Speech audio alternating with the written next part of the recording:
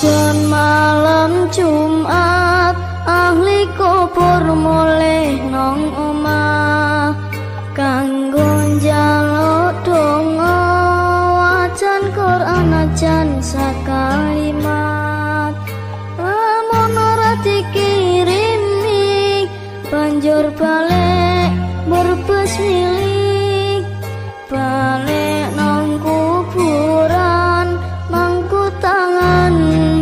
tangisan Saliwasa